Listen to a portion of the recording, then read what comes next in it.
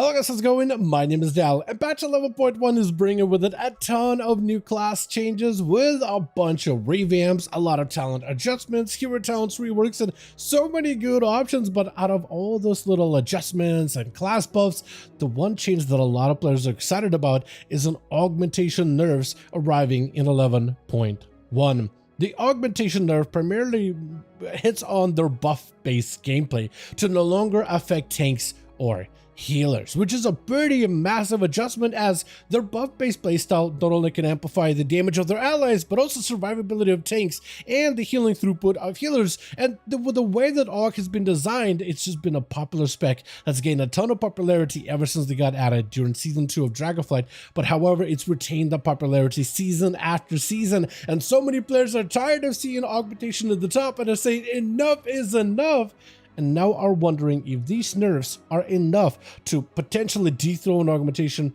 from the top end. And that's essentially what I want to talk about here, the early numbers and everything that we got regarding Aug, and if there's a chance that potentially they could be dethroned in the future from the top end for a season 2. And that's essentially what I'm going to talk about here. Talk about these upcoming nerfs, talk about what impact they're probably going to have numerically, as well as what are the chances that augmentation may actually be taking a bit of a back seat to allow other classes to be competitive, and what else Blizzard could do to help facilitate that. As always, if you guys want to see more regular patch 11.1 PTR updates, be sure to follow the channel and subscribe. But otherwise, let's dive right in. So first, I want to take a closer look at all of the changes coming out to Aug, and as soon as we have the PTR available for us, we'll have a much better environment to test some of these changes once we have some dungeons or potentially even raids to bring Augmentation Evoker into. Specifically in dungeons, I'm actually interested to see how those numbers and how final tuning will end up panning out, because none of these updates and none of everything we talk about here is final. But yeah, Aug is receiving some nerfs. First of all the evoker changes in general. The ability of rescue is now going to finally again let evokers freedom an ally whenever they fly over to them. At some point it was a mechanic, then they removed it, and now they're bringing it back in for rescue, which I guess is nice if you want to play evoker. Also, for the ability of Sleepwalk, they are increasing its cooldown or the cast time by a little bit, mostly a PvP thing, I believe, than a PvE thing, because they're actually removing the cooldown from this ability in PvP content. But I think that it's trying to do a bit of a trade-off, mostly for the PvP environment. As for the actual augmentation changes, the ability of Ebon Might will no longer affect tanks or healers. Normally, this ability affects up to 4 allies at once, and instead of a raid, it'll try to prioritize DPS if they're close enough, but if nobody's nearby, tanks and healers are a viable target. And in dungeon content, when it's you and 4 other allies, it is always going to buff up your 2 DPS, your healer, and your tank every time you use it. However, the change in it so it no longer amplifies or interacts with healers and tanks at all. It doesn't even touch him whatsoever, which is a fairly wild change, to be honest. And when the Emote does buff up tanks and healers, it actually, like, for the most part, it's a stamina or primary stat buff for either one of the classes. For DPS, it means, hey, more primary stats, more damage. But for healers and tanks, more primary stats like agility, strength, or intellect, all of those things actually help contribute towards their healing roll or a tanking roll to make them have better throughput in terms of healing and increase their healing output, or increases their survivability in some cases as a tank, because a good portion of tank abilities do scale with things like agility or strength. But Closest Clash Match is making a return, which will buff up the effectiveness of Ebon Might and Breath of Eons by 25% outside of raids, since it no longer affects tanks or healers. This way they're able to compensate and adjust their group-wide buffs to be a little bit more plentiful on the other 2 DPS in your 5-man group, or another DPS in like a PvP situation potentially. This is mostly there just to be a bit of a trade-off, because when it comes to augmentation effectiveness within 5-man groups, they are buffing the tanks, they're buffing the healers, as well as the DPS, and a good portion of the damage contribution, quote-unquote, with those buffs comes from the DPS, but also healers and tanks are not an insignificant amount of that overall damage contribution for that entire party. So with them no longer being able to affect tanks or healers in any way, defensively or offensively in some cases, they're just trying to bolster up the 2 DPS that they can affect in the 5-man content to make sure that the numbers stay relatively about the same, whether they're buffing the entire party or just 2 party members. Outside of this, certain talents like Seismic Slam actually get switched over to a PvP talent, replaced with another talent called Rockfall, which increases Upheaval's empowerment mechanic by allowing it to reach maximum empowerment 20% faster, and has a 60% chance to grant you Essence Burst, which means even more resources for those eruptions to prolong the duration of Ebonite.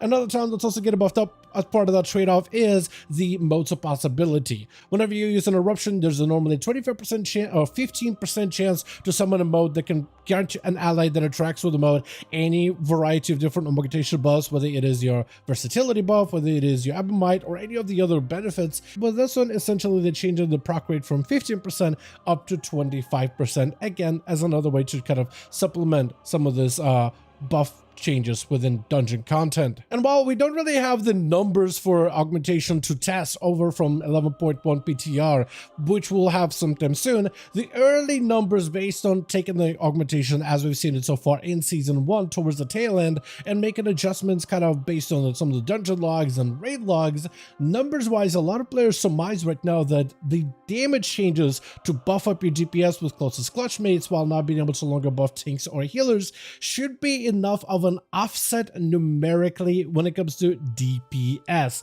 just raw contribution that augmentations bring. So there shouldn't be too much of a difference in terms of how much more effective they're making your group. It's just those numbers for your 2 DPS counterparts are going to be just a little bit higher than before, which doesn't change the profile too much. However, with the buffs no longer affecting tanks or healers, it does mean that tanks and healers are going to be a little bit weaker with an augmentation or without an augmentation, which means that your group survivability changes a little bit less drastically with or without an aug. Augmentation still brings in quite a few handful of buffs, like as all evokers bring in the ability of Source of Magic, augmentation does bring this to buff up the effectiveness of your healer with a passive of Potent Mana, which makes your healing output and damage output just a little bit stronger. You also do have the mechanic of Blistering Scales, which they've nerfed the armor for this one quite a bit, but it still does give your tank a little bit more survivability with additional armor for physical damage. So there's still elements like these, but abilities like Timelessness that allow an ally to take less threat,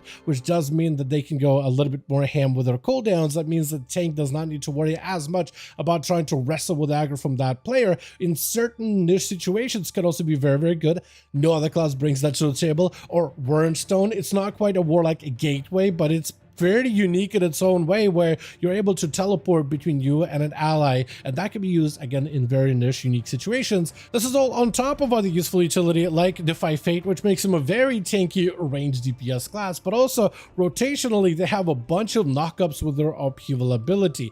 Every time they cast upheaval, which is necessary for the base gameplay, they knock enemies up into the air, where for other classes that may be a cooldown that they could use once in a while as part of their maybe CC capability. For AUG, they just have constant disruptions within AoE content, specifically Mythic Plus dungeons, that is so invaluable, and it's just a baseline ability that they can use every handful of seconds. Oh, I also forgot to mention Chrono Ward healing, which is a decent bit of healing overall. They have been nerfed in augmentation, but still, like take Chrono Ward, take the knockups, take all those little itty bitty things that they do that no other class does, and this just highlights to you how strong a support based class like augmentation truly is. Even if their damage contribution is a little bit less than other classes or about as even, they still bring so much more to the table, which is why they're such a standout playstyle, why so many players prefer to have them in their groups, especially some of the high end, and that high end meta does end up trickling down to every other piece of content out there. So on paper, AUG's DPS contribution after this change should be about equal to what other classes can bring. So AUG should be a little bit more equivalent to mages and warlocks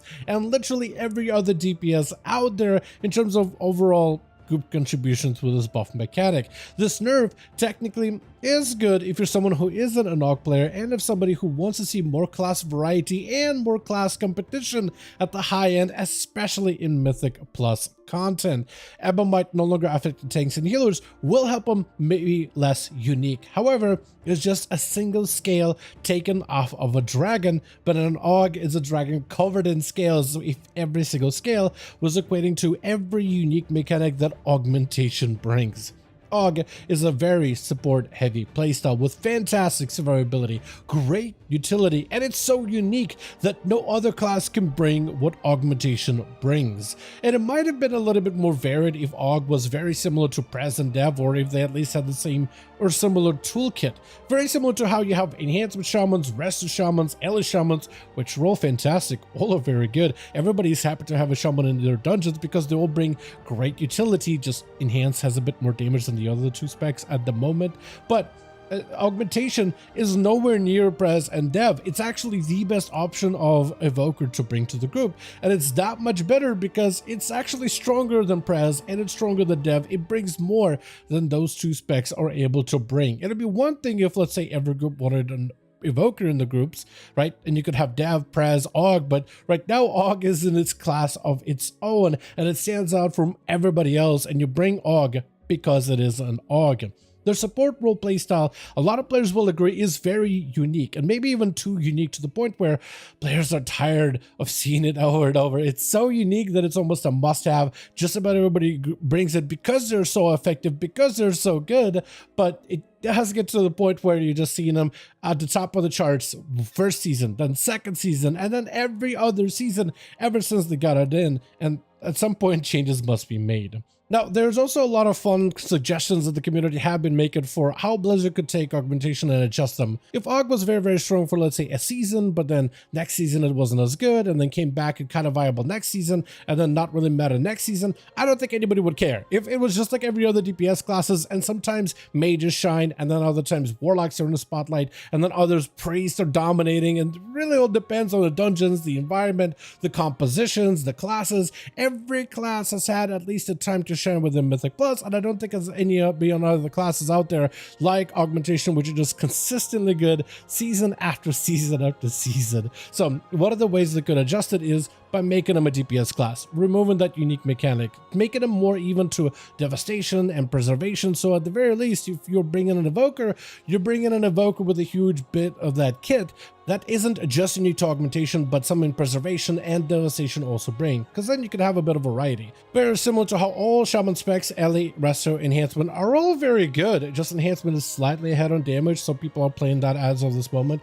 But all of them bring very, very similar utility, and all of them are fairly equal. Like, they actually see quite a bit of decent play. They're all meta options. What if Preservation and Dev also brought in some of those things that Augmentation brings, or potentially they might need to remove some of the unique things that Augmentation brings that no other class does? I'm not necessarily a big fan of them nerfing classes and making them worse, but that would be one of the ways they could do it, just so we can at least have some variety. So some groups may have an Augmentation DPS, other groups will run Dev DPS, others will run Preservation as a healer, which opens up a spot for another DPS altogether. And that would ideally be one of the ways to fix it, is by essentially making Aug less unique, because so far it's been very, very unique. But from that point on, I do want to pass it out to you guys in the comments down below. What are your thoughts on these nerfs for Augmentation? Do you think it'll be enough to create a little bit more variety and competitiveness amongst multiple different classes? Or do you think they need to go further and add additional nerfs, or potentially rework Augmentation to no longer be a support spec to begin with? What changes do you think would be enough in order to finally create a bit of semblance of balance and allow for more classes to be competitive for the next season in a patch 11.1, so that Augmentation isn't just always at the top of the charts at all times? Let me know all those thoughts in the comments down below. As always though, I do want to thank all of you guys so much for watching, and hope you guys did enjoy this update. If you did enjoy it or found it informative, go ahead and give this video a like. I would very, very much appreciate it. Join our Discord community if you want to keep up with all the regular patch 11.1 PTR updates. We're going to be posting them as soon as the PTR is made available. As always, let me know your thoughts in the comments down below, and I'll see all of you guys in the next one.